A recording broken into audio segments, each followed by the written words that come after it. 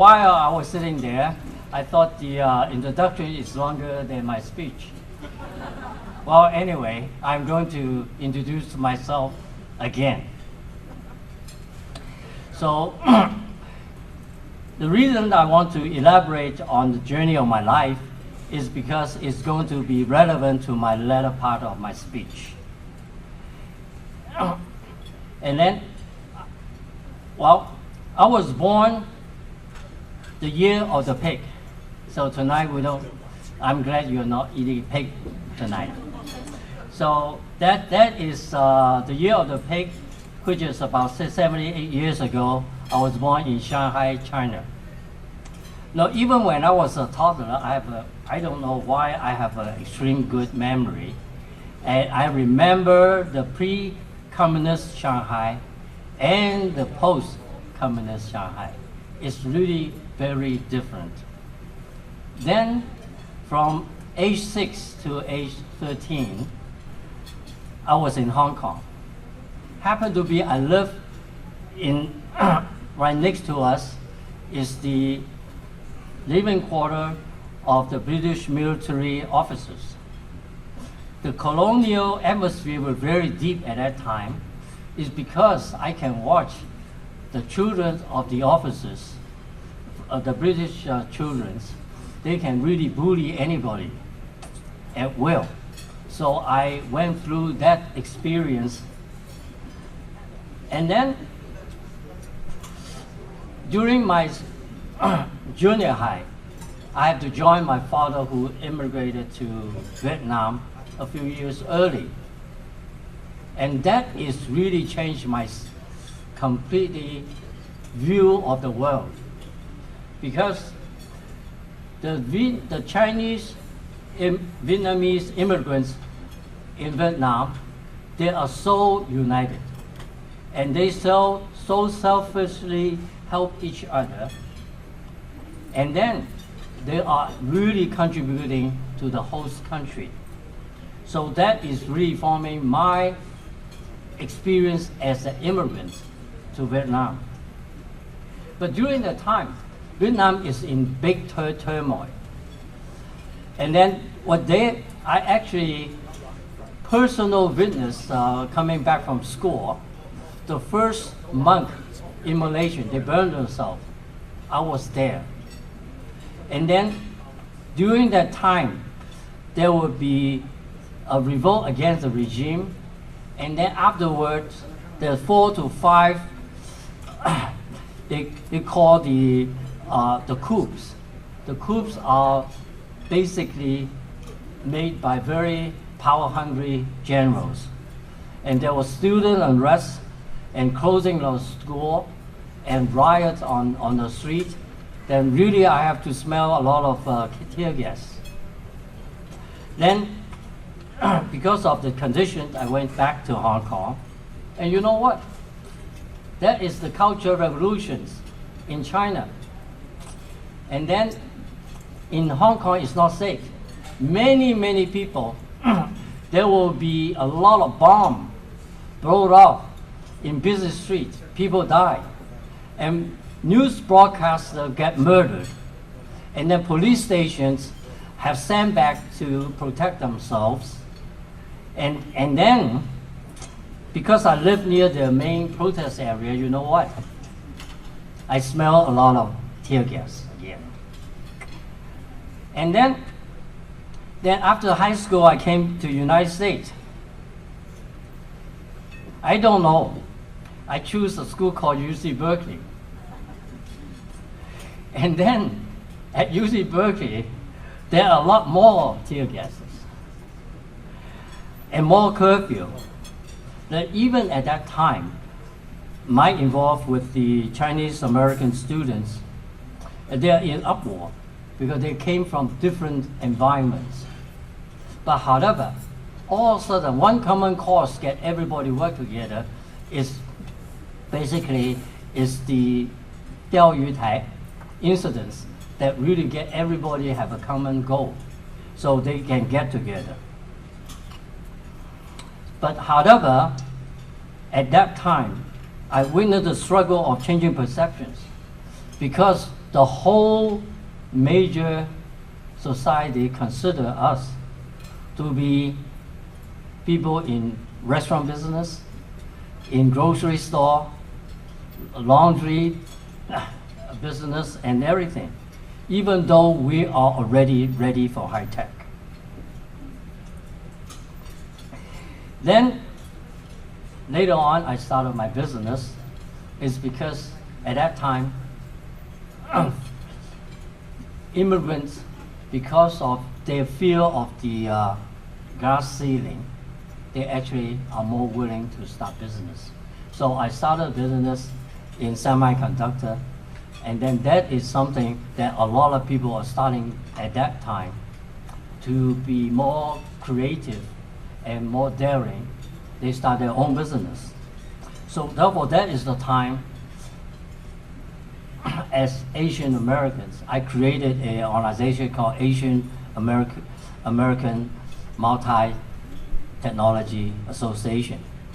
Because of that, what we have done is this, what my question to Helen today is that what we will do is inclusive.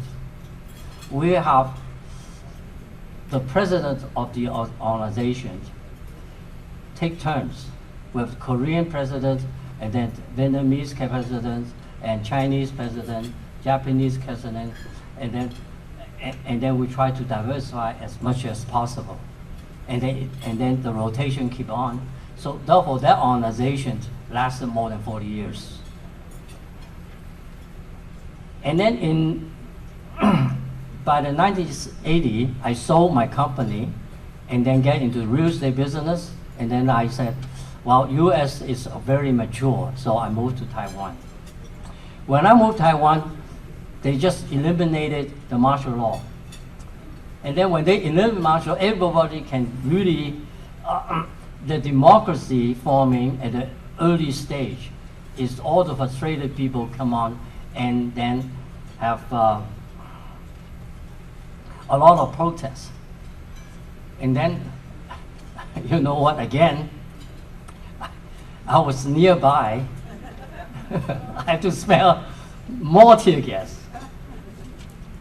And then in 1990, I moved to Hong Kong. That is before Hong Kong turned over, and then after Hong Kong turned over to China. And then later on, in 2000 and on, there were hope for democracy, but somehow it's as promised, but somehow they delay it almost forever. So there will be, again, more protests in Hong Kong, and then martial law also imposed in Hong Kong. Well, that is the last time I smelled tear gas. So now, I basically stay in the United States. You know what? Despite all the imperfection of my life, I still feel the United States is the best democracy that is suited for my future generations. Because we have a check and balance society. Tyranny or anything that is regard, sooner or later, I would say the people of the United States will persevere. Learning from the experience in Vietnam, we immigrants, we must merge with the mainstream Americans. We must contribute our best efforts to give all Americans a better platform that will be inclusive of our future immigrant generation. The talk is about the rapid rise of Asian Americans in the United States and their influence on the world stage, that we must lead our country to face the challenge of the coming of this fourth industrial revolution that are in the middle of it. I really feel we are at the beginning of it. So besides Native Americans, that you can show a slide, I don't know whether it's ready for that. And then the historical population of this country is basically, when we get independent, is for British subjects. And then the British subject came late in 1500s, and then the first few generations decimated. And it took them a long time to come back. So therefore, in 1620, there are only 2,300 British subjects. They are basically less than 10% of the French in Toronto or in New Orleans. And then maybe just 1% of people from Spain and Portugal elsewhere. So now you can see we grow all the way to almost 500,000 people, 1720, and all the way we can grow to even about 100 years ago, we only have 100 million people. And right now, in 2022, even at the present time, we're still between 330 to 340 million people in the United States. So you can see, even the oldest immigrants in this country is really very new. The new immigrants actually are more diligent and enterprising. Many of them are daring and ingenious to explore new ways to make our country more productive. The productivity is the most important. The hardest working people were the first few generations. The work and everything is, they would often say, when you are in this new area, want to create, they call them lean and mean. The immigrant continue thrive in every industrial revolution. So therefore, the first industrial revolution is between 1700 to 1800, and then it basic introduction of mechanization, and mainly in textile and using water and steam power. The second industrial revolution is the late 1800s and early 1900s, and then we saw the rise of mass production powered by electricity and advancement in steel, chemical, and development of new technology like the telephone and light bulbs. And then that is the time United States, because of the immigration from the Atlantic, take advantage of it and become the strongest country in the world. And then the third industrial revolution comes in. I think that's the era that we have automation through electronics and IT, including development on computer and internet. Now we're facing the fourth industrial generation, characterized by the convergence of physical, digital, and biological sphere, integrating technology like AI, robotic, IoT, and machine learning, and the rise of cyber physical systems. Besides, also because of we are getting old, healthcare becomes so important in this revolution. So because of this, then you can see from the second industrial revolution, when it's full swing, the U.S. population grow from 10 million to 100 million, and then we have people like the immigrants or children of immigrants like Alexander Bell, Thomas Edison, the Rockefeller, Carnegie and Mellon, and J.P. Morgan, Cornelius Vanderbilt, Henry Ford, and many other just build up U.S. and U.S. became number one. After the Second World War, this is what's important. U.S. is really getting all the brain coming to this country. The strongest coming, the best talent all over the world, mostly from Atlantic, from Europe. I call the second and third generation to be the Atlantic era, supported by the early descendants and new arrivals. And all of a sudden, U.S. becomes very, very, very alert and productive. because in 1957, because of the Cold War, Russia has the first satellite. And then you have no satellite for another 2 years. So it elevated everybody to be alert. And then everybody really very competitive in education, especially technology-centric. And because of that really push and alertness, within 10 years, U.S. not only catch up the Russian and becomes the most significant country in the space. Then the 70s arrived. The immigrants are not coming from the Atlantic. Gradually, we're so relaxed, and then sometimes using a bad description, people are getting so relaxed and they become fat and lazy. So with the advancement, but however, the rest of the world with the advancement of the internet and accessibility of information flow and telecom and the low cost of transportation, everybody get anywhere, the world become flat. The country from the other side of Pacific Ocean and emerging, they are catching up. So the Pacific era had arrived. For the last 6 decades, then we can see from the next chart, you see in 1960, we have only 10 million people. And then it grows and grows so fast, even at a faster pace.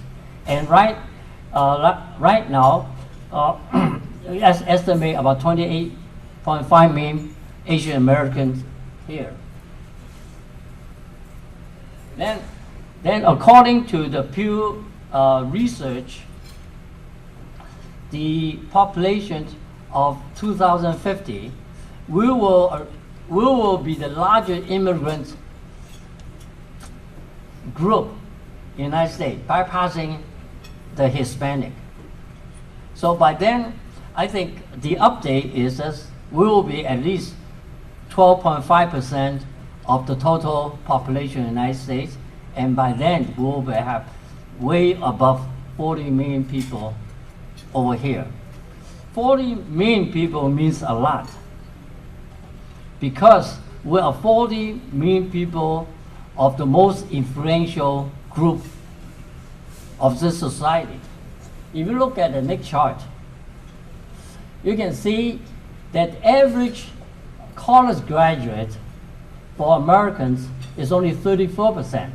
Asian Americans is 56%, that including the parents of the immigrants, and also the early immigrants that used to be Chinese immigrants used to be coming for build up the farming and build up the railroad and things like that. They're coming from the countryside of relatives that so therefore the Chinese Americans are not so educated, but Taiwanese Americans, they all came in with looking for advanced degree, and Indian Americans 77%. But if you look at the income, because of high technology whatsoever, we are way above the average. So these are the most productive people that United States need. With the above average Asian Americans, like people here, we must rise to take the challenge with that, because we are the people that this country needed to be competitive in this society. And then, but if you look further on the next chart, this is a Pew Research chart that is being reported in 2022, must be on statistic made so before 2022. So right now, this chart could be greatly changed. Then you can see that the first 6 group are from Chinese, Indian, Filipino, Vietnamese, Korean, and Japanese. They represent more than 80% of total population. So therefore, it will be with any individual group, we are not influenced enough. But however, as a group together, we can change the outcome of the United States. So among this, we do have some separation of different skill sets. The Chinese are very much into biotechnology and the future of medicine. So therefore, because of the regions, bio is living drugs. For India, they're more in chemical drugs, and they're very, very good at it. They're very good in vaccine. But really, they are very strong in software development, AI development, and that they're really, really very creative in those technology. And then the Filipinos are very dominant in healthcare. If you go to a hospital, they are really dominant in that area, and then they're in all kind of medical services in it. And then this is all the growth in the next AI revolution. So therefore, the economic dynamics are changing rapidly from Atlantic to Pacific. In the mid-1900s, U.S. economy and European economy are almost 70% of the total economy. And now it's changing.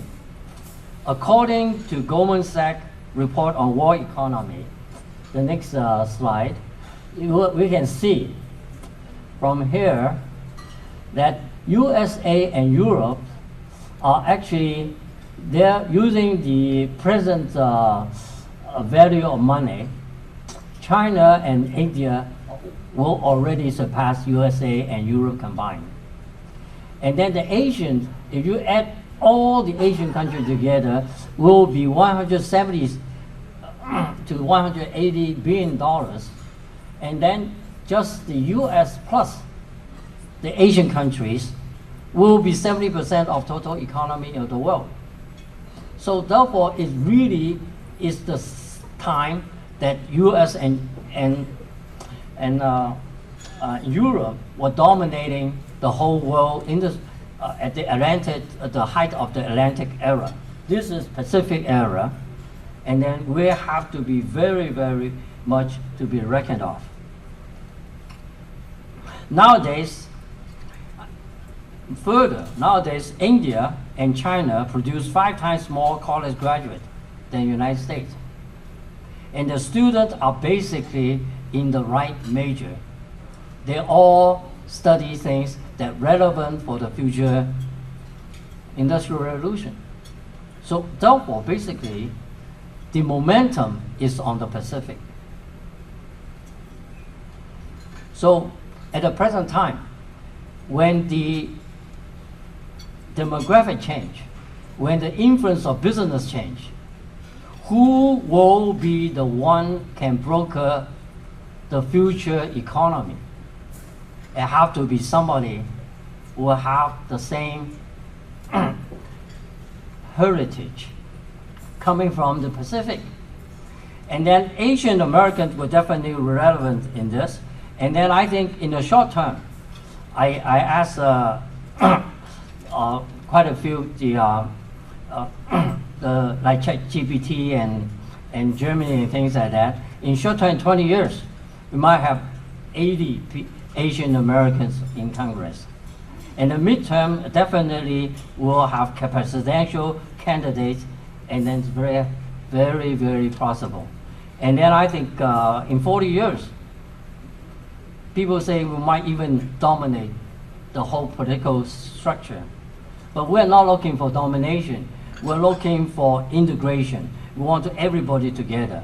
And then we have the similar background, we have the similar philosophy and everything. I would say we are have to embrace the next Pacific era. And I think, well, we can only say that God bless America, God bless Asian American Unity Coalition, and bless you all.